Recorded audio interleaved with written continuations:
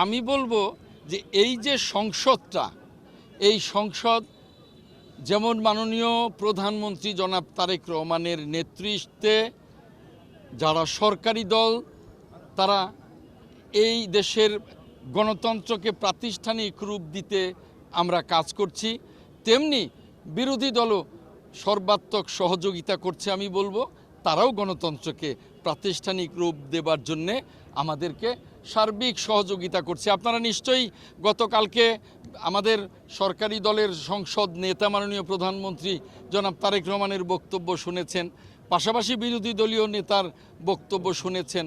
আমরা সরকারি দল বিরোধী দল মিলেই গণতন্ত্রকে যেমনি প্রাতিষ্ঠানিক রূপ দিতে চাই, তেমনি জুলাই সনদকে অক্ষরে অক্ষরে বাস্তবায়ন করতে চাই। এখন বিরোধী দল মাঝে মধ্যে যে মেঠু বক্তৃতা করেন সেটা তো তাদের রাজনৈতিক বক্তব্য। আমরা কিন্তু সংসদে সেভাবেই কথা বলি এবং সংসদকে কার্যকর করবার জন্যে এবং জুলাই সনদ বাস্তবায়ন করবার জন্যে আমরা অঙ্গীকারাবদ্ধ।